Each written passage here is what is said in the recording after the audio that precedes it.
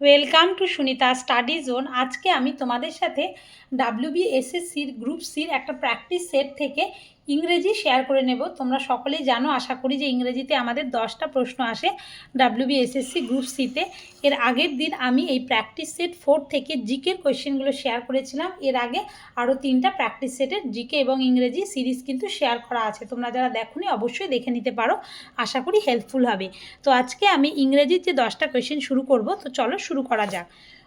প্রথম কোয়েশ্চেন বলেছে we called him but he did not hear it is an, এটা কী ধরনের সেন্টেন্স? যেহেতু সিলেবাসে আমাদের বলে দিয়েছে যে সেন্টেন্সটা কিন্তু রয়েছে, তো সিলেবাস অনুযায়ী আমাদের পড়তে হবে যে ইংরেজি গ্রামারের কোন কোন বিষয় বা কোন কোন টপিক রয়েছে। তো we called him but he did not hear, আমরা তাকে ডেকেছিলাম কিন্তু সে শুনেছিল না। তাহলে বাট বাট এটা একটা লিঙ্কার, এটা দুটো, এই লিঙ্কারটাতে দুটো ইন্ডিপেন্ডেন্ট ক্লজ এখানে যুক্ত রয়েছে।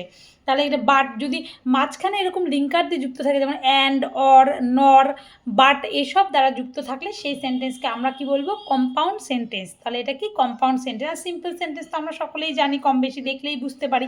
আর কমপ্লেক্স সেন্টেন্স মানে কি? যদি কোনো সেন্টেন্স বিকজ, তারপর WH ওয়ার্ড, সিন্স, ইফ এই সমস্ত কিছুর দ্বারা যুক্ত থাকে, তখন সেই সেন্টেন্সকে আমরা বলবো কমপ্লেক্স সেন্টেন্স। তো এইভাবে যে কোনো সেন্টেন্স দিতে পারে আমাদের, যে একটা সেন্টেন্স দিল, বললো যে এটা কী ধরনের সেন্টেন্স, তো আমাদের দেখে বুঝতে হবে যে এটা কোন ধরনের সেন্টেন্স। তো আমাদের জানতে হবে যে সিম্পল সেন্টেন্সে কীরকম স্ট্রাকচার থাকে, কম্পাউন্ড সেন্টেন্স কীরকম বলেই দিলাম, আর কমপ্লেক্স সেন্টেন্সেও কীরকম স্ট্রাকচার থাকে।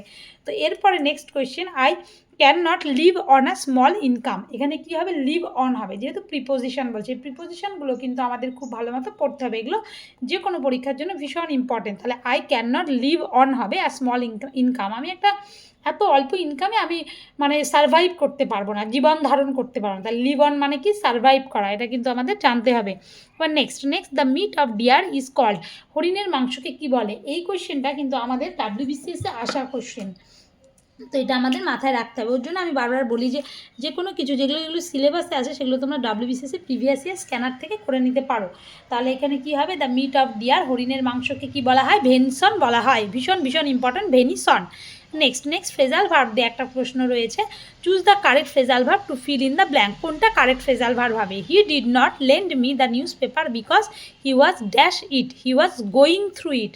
তাহলে গো থ্রু মানে কি? গো থ্রু করা মানে হচ্ছে রিড করা। সে আমাকে নিউজ পেপারটা ধার দিল না, তার কারণ কি? হি ওয়াজ গোয়িং থ্রু ইট, কারণ সেই নিউজ পেপারটা পড়ছিল। গো থ্রু মানে রিড করা হলো। এবার গো এগেনস্ট মানে কি? বিপরীতে যাওয়া, তোমরা জানোই। গোয়িং আপ মানে বেড়ে যাওয়া, গোয়িং ডাউন মানে কমে যাওয়া।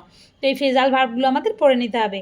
Next, a person who has no money to pay his debts, মানে তার ঋণ আছে কিন্তু ঋণ দেওয়ার মতো কোনো টাকাই তার কাছে নেই, তখন তাকে কি বলবো? সেই পার্সনটাকে আমরা বলবো ইনসলভেন্ট বা নিঃস্ব একদম।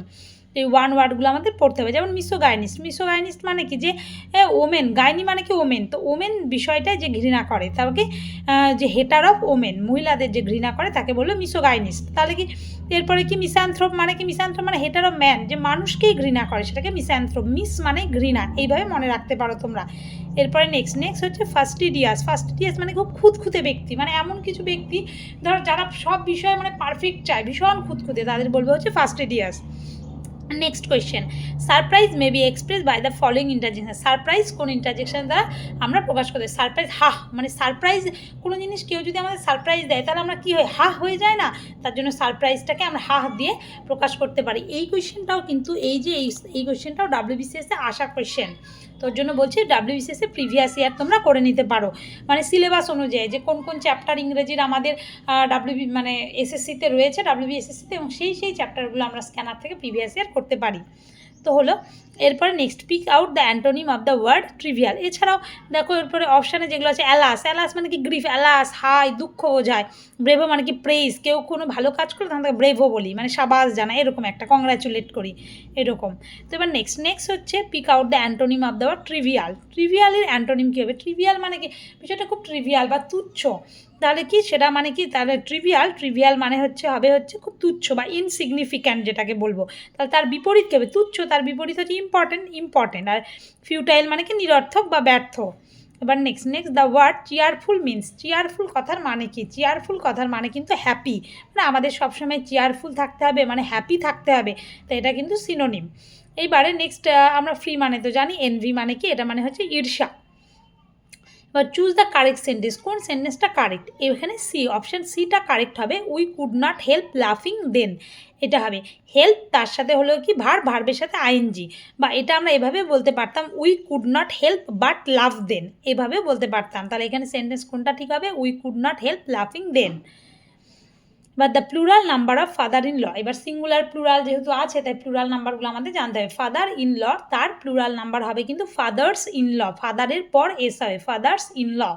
তো তার মানে আমাদের এই সিঙ্গুলার প্লুরাল এই নাম্বার এই সেন্টেন্সটা বা এই চ্যাপ্টারটা আমাদের পড়তে হবে। তাহলে সিঙ্গুলার প্লুরাল এই চ্যাপ্টারটা পড়তে হবে এবং তার সাথে সাথে আমাদের প্রিপোজিশন পড়তে হবে, ফ্রেজাল ভার্ব এবং ওয়ান ওয়ার্ড, তারপরে কোনটা কোন ধরনের সেন্টেন্স। তো আমাদের মেনলি মক টেস্ট করার উদ্দেশ্য কি, উদ্দেশ্যই হলো হচ্ছে আমাদের বোঝা যে আমাদের টপিক থেকে মানে কোনটা সিলেবাসে আছে এবং কোন টপিকটা বেশি ইম্পর্টেন্ট। তো তার জন্যই আমরা মক করি, মক করা এবং অপশান অ্যানালাইসিস করাটা ভীষণ ইম্পর্টেন্ট। তো আমি তোমাদের সাথে আজকে শুধুমাত্র ইংরেজির 10টা কোয়েশ্চেনই খুব সংক্ষেপে শেয়ার করার চেষ্টা করলাম, কারণ ইংরেজি বলতে খুব বেশিক্ষণ সময় লাগে না, জিকে বলতে অনেকটা সময় লাগে, অনেক বেশি ক্ষেত্রে যাওয়া যায়। তো তোমাদের ভিডিওটা কেমন লাগলো অবশ্যই জানিও। তো আজকের মতো এটুকুই, ধন্যবাদ।